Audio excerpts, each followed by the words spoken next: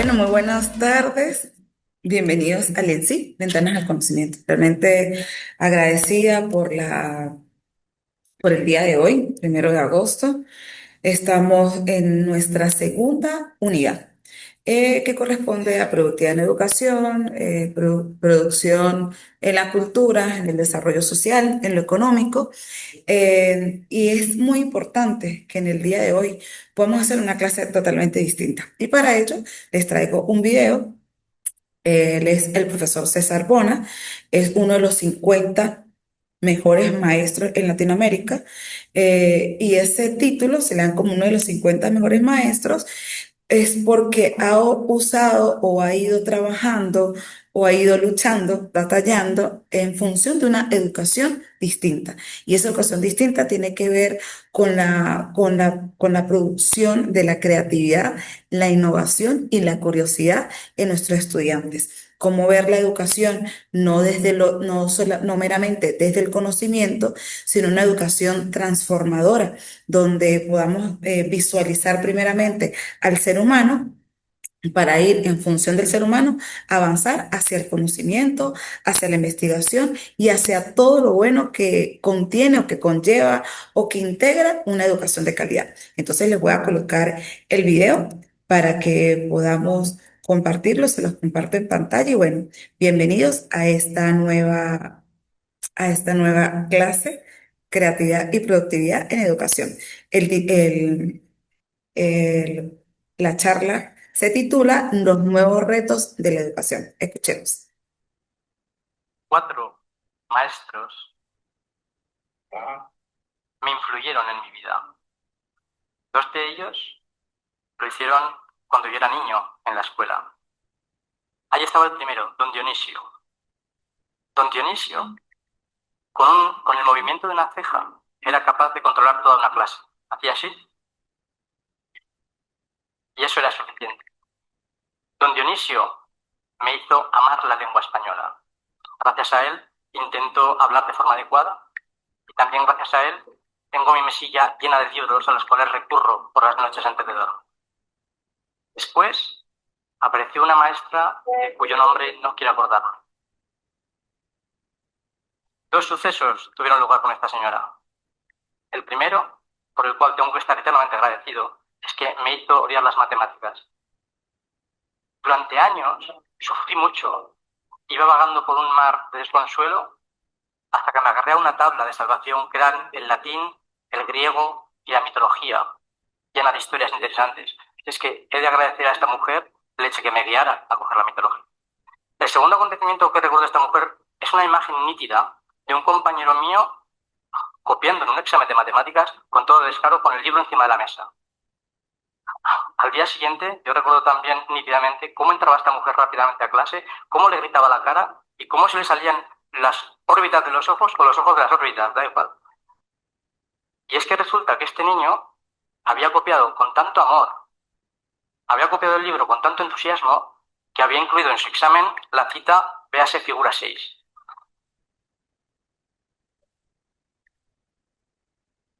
De los otros dos maestros que me influyeron, uno de ellos nos dejó hace tiempo. Otro de ellos se jubiló hace unos años, pero ambos eran compañeros míos. Y yo, al trabajar con ellos, yo les miraba y decía, cuando yo tenga su edad, yo quiero ser como ellos. Yo quiero trabajar con esa pasión, quiero vivir con esa intensidad. Y es lo que pienso ahora mismo también. Si hay un día en el que yo no disfruto con mi trabajo, me cambiaré y haré otra cosa. La posición en la que me ha colocado la nominación al Global Teacher Prize me ha hecho ser crítico con mi profesión y conmigo mismo. He aprendido más cosas en estos 6 meses que en años trabajando y estudiando. ¿Por qué? Porque me han hecho cientos y cientos de preguntas que todos los docentes tendrían que hacerse cada vez y una vez al día. Entre ellas, una, la más importante. ¿Cómo tiene que ser un buen maestro? La gente dice, un maestro tiene que tener vocación. Maestro y vocación siempre van unidos, ¿verdad? Parece que no se pueden separar. Pero para mí hay algo más, porque la vocación muchas veces por los golpes de la vida o por decepciones se difumina. Para mí hay algo más importante y es la actitud.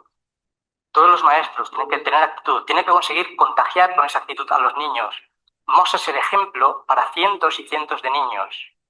Así que este juego no vale para cualquiera.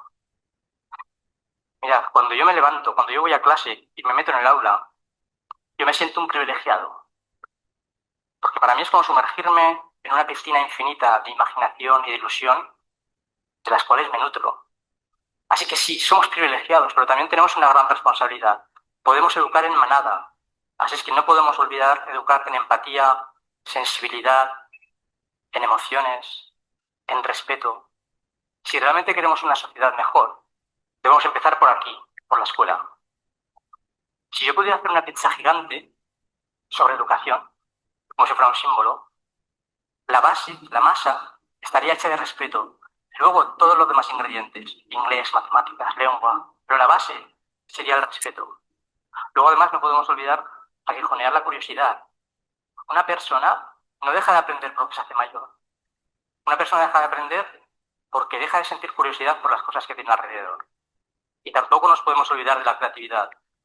Y es que para mí es un mundo raro, es un mundo extraño, cuando un ser, un niño o una niña, están compuestos de creatividad, curiosidad, ilusión, imaginación, han de dejarlas en la puerta, entrar a clase, sentarse, comportarse como adultos durante horas, escuchar datos y luego escupirlos.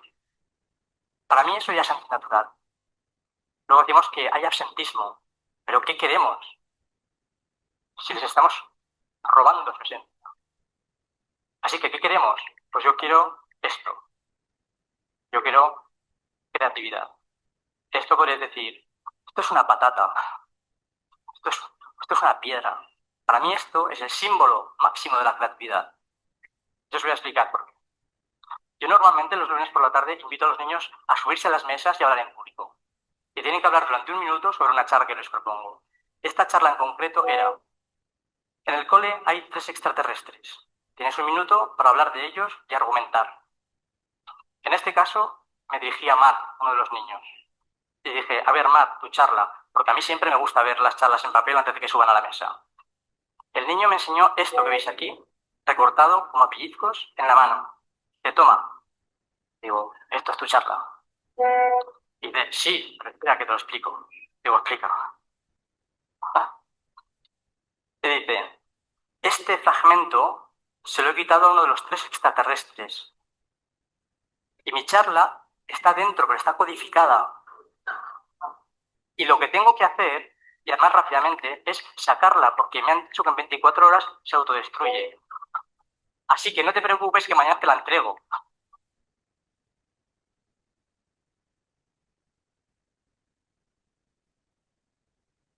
Eso le dije yo a sus compañeros, que dice, por favor, un aplauso. Un aplauso, digo, no te voy a castigar, no lo hagas más. Pero vamos, normalmente estos casos muchas veces se castigan. Pero yo dije, este niño ha usado su creatividad para salir de un atolladero y lo ha hecho de forma magistral. ¿Debería castigar eso? Pues no.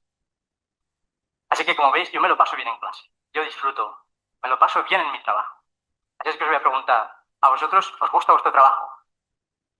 Hay de todo. Habla de todo, aunque no contestéis. Unos dirán que sí, otros que no. Si es que sí, genial.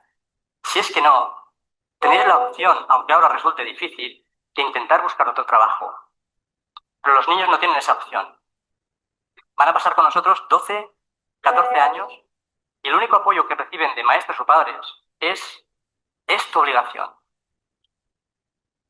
Que falla entonces en la escuela, sigue habiendo malos resultados. A pesar de que saben que es su obligación, no hay muy buenos resultados, ¿no? Para mí la respuesta no es muy difícil. Para mí la respuesta es hacer que la escuela se convierta en un lugar donde los niños quieran ir. Y entre todos tenemos que apartar esa frase de que la letra con sangre entra. En lugar de eso, hagamos otra cosa. Escuchar.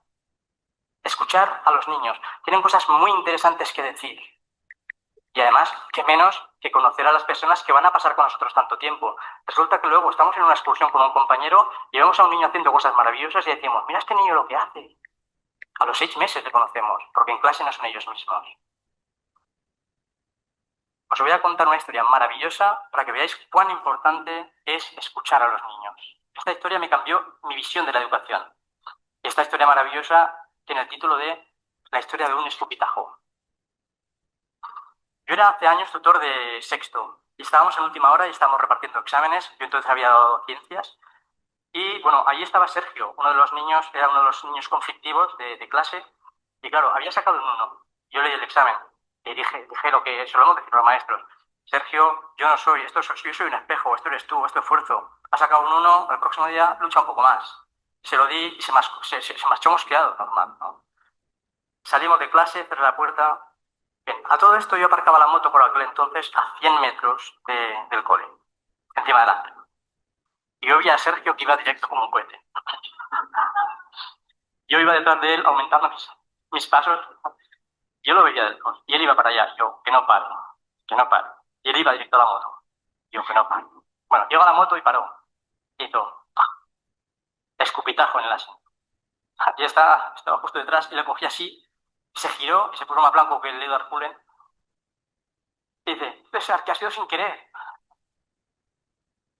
Y dije, no, no pasa nada. Límpialo sin querer. Así que lo iba al director para que viera cómo éramos un equipo. Y ya el chaval se fue. Bien, este niño suspendió esa asignatura. Este niño suspendió el curso y repitió. Al año siguiente yo era su tutor. Y lo primero que hice fue hablar con él. Y estuvimos hablando un buen rato. Y hubo un momento en el que pregunté, a ver, Sergio, ¿a ti qué te gusta? Y me dijo, a mí me gusta escribir cuentos. Así que le propuse transformar mis unidades en cuentos para que él se los contara a los compañeros. Funcionó. Este niño ese año sacó un notable por hablar de notas. Y aprobó todas las demás asignaturas. ¿Por qué? Porque era feliz. ¿Y por qué? Porque se le había escuchado. Llegó junio, el momento de entregar las notas, y entró por la puerta y dije, Sergio, toma, enhorabuena. Se las di y se marchó. A los 10 segundos volvió y dijo, César, gracias por haberme dado tantas oportunidades. Yo aprendí que muchas veces queremos cambiar a los niños cuando lo que tenemos que hacer es cambiar nuestra perspectiva de los niños. Y aprendí también que cada niño es un universo y que cuanto más difícil sea el niño, mayor ha de ser nuestro reto. Y hablando de universos y de retos, yo voy a traer a otro nuevo niño que para mí es uno de los grandes regalos que me ha dado la educación. Se llama Iván. Iván hace años estuvo conmigo, tenía 8 años, no sabía pronunciar la R, de apego, togo. Entraba a clase y solo decía hola y adiós. Podía haber seguido así, no daba ningún problema, pero este niño tenía un microuniverso dentro también. Se le dieron herramientas para romper ese muro. Este niño se convirtió en el líder de los 12 que hicieron una protectora virtual de animales dirigida por niños. Y este niño me acompañó el pasado julio al Precongreso Mundial por los Derechos de la Infancia aquí en Barcelona. Y mirad, allí habló delante de 400 personas durante 7 minutos.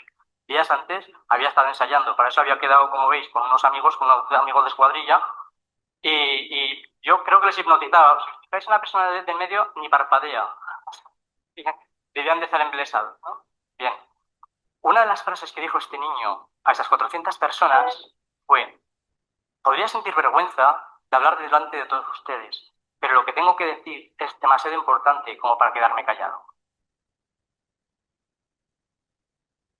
De Ivanes, de Sergios, están llenas nuestras aulas y de otros niños que tienen otras necesidades y que están esperando que se les escuche. Pues mirad, de Iván y de Sergio y de esos niños, yo fui aprendiendo poco a poco y también descubrí lo obvio, las cosas que están ahí, pero que no nos damos cuenta. Descubrí que un niño es creatividad absoluta. Descubrí que un niño es curiosidad infinita. Descubrí que tenemos que dejar de hablar, tenemos que dejar las programaciones a un lado y ponernos a escuchar. Y también descubrí que estamos hechos de emociones. Y si estamos hechos de emociones, tenemos que saber encontrar las emociones de los niños. Nuestra misión como maestros debería ser darles las herramientas para que sean niños y adultos felices. Porque al fin y al cabo, da igual los idiomas que hables, da igual las carreras que tengas, si no sabes respetar justo lo que tienes al lado, o si no sabes reaccionar ante un estímulo de la sociedad, o si no sabes buscar tu propia felicidad. Y mira, el tiempo pasa muy rápido.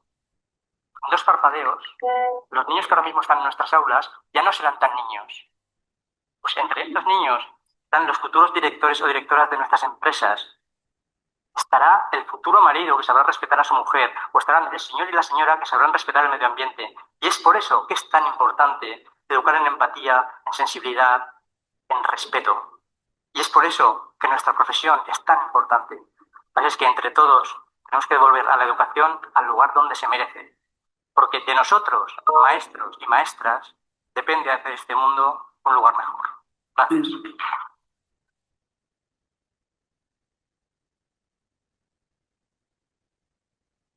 Ok, excelente. Bueno, me encanta poder escucharlo. Él es, como ustedes lo ven, se llama César Bona.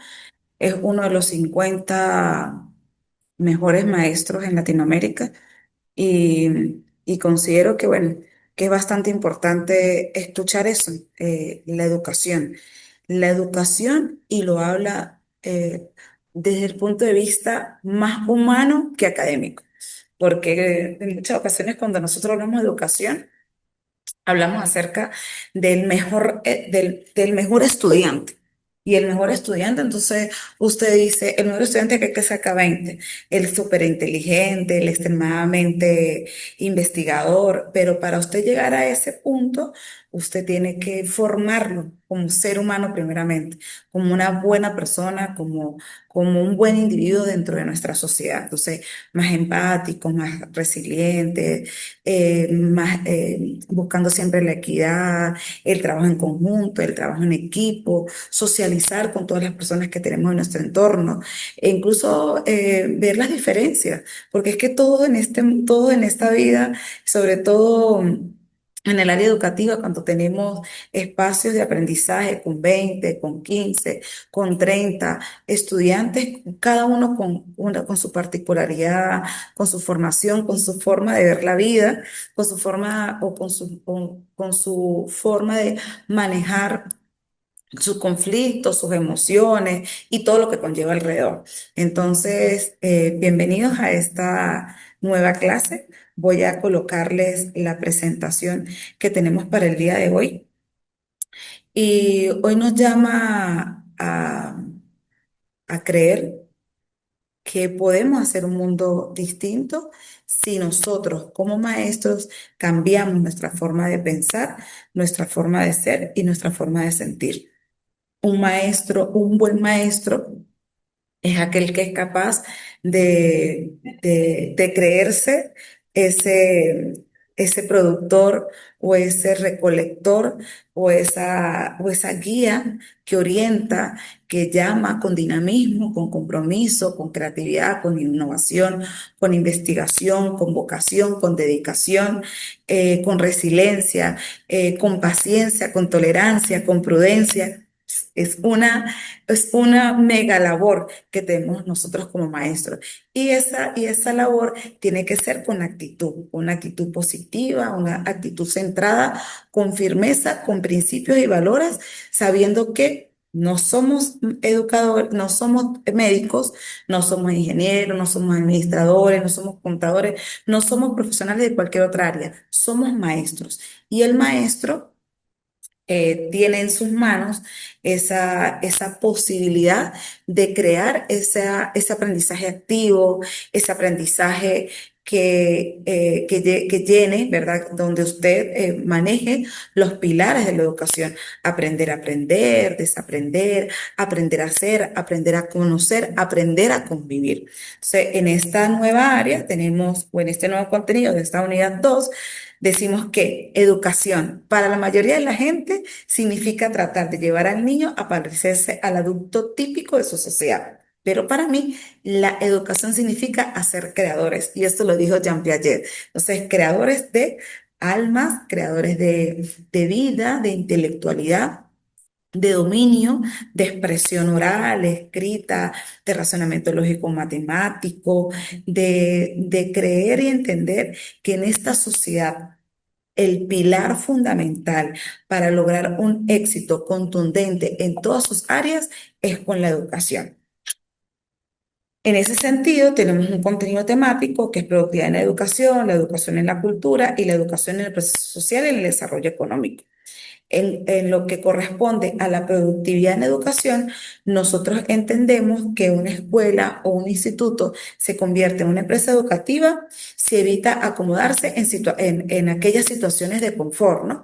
Donde yo siento que esto es lo que tengo, esta es mi planificación y esa la planificación la llevo llevando de año a año. No importa quién tengo al frente, no importa quién tenga a mi alrededor, esta es mi planificación y esto es lo que llevo. No, pues si nosotros queremos formar ciudadanos libres, responsables, comprometidos con su entorno social, tenemos que entender que una de los aspectos más relevantes o más importantes es el dinamismo, es innovar, es crear, pero esa innovación y creación tiene una pieza fundamental, es la investigación. ¿Cómo hago para que mis estudiantes y yo misma o yo mismo pudiese transformar la educación? ¿Cómo la transformo? A partir primero de hacer un diagnóstico inicial en cualquier espacio donde yo me encuentre o entorno educativo, porque usted puede ser director, coordinador, maestro de aula, especialista. Para nosotros lo más importante es que el maestro entienda que tiene que hacer un diagnóstico primero de lo que tengo dentro de mi espacio, conocer y reconocer al estudiante, cuáles son sus debilidades, cuáles son sus limitaciones, cuáles son sus capacidades, sus talentos, sus aptitudes, que eso lo vimos en la clase anterior, para yo poder lograr una planificación que me permita transformar el aula, que el estudiante sea capaz de innovar, de crear, de investigar y hacerlo de una manera feliz, de una manera en la que se sienta cómodo, como nosotros lo decimos muy coloquialmente, como pez en el agua, porque siento que soy atendido, que hay una atención individualizada a mi formación académica. Asimismo, en el caso de Muñoz, habla que la educación es de calidad cuando está dirigida a satisfacer las aspiraciones del conjunto de los sectores integrantes de la sociedad a la que está dirigida. No es igual usted tener una educación en el área, en una sociedad urbana, a una sociedad rural campesina, a una sociedad, incluso nosotros no lo podemos hablar de estratos económicos, estratos socioeconómicos, pero sí tenemos que entender a dónde está, en qué escuela, en qué colegio, en qué universidad, en qué espacio estoy y cuál es el entorno de cada niño, porque eso me va a permitir a mí que los conceptos de cantidad, rendimiento, inversión y bienes y servicios estén bien dirigidos a la formación de esta sociedad. Les voy a dar un ejemplo. Usted es maestro de aula en un municipio, llámese Michelena, y usted viene, por ejemplo, al municipio San Cristóbal y este mismo entorno no es igual que ese. Entonces yo tengo que saber cómo distribuir eficazmente mi tiempo, mi inversión, mi rendimiento para que exista realmente esa calidad educativa que todos buscamos. Tenemos la educación en la cultura y habla Gilbert Landescher de este tipo, de estas tres funciones o estas tres formas de ver la cultura.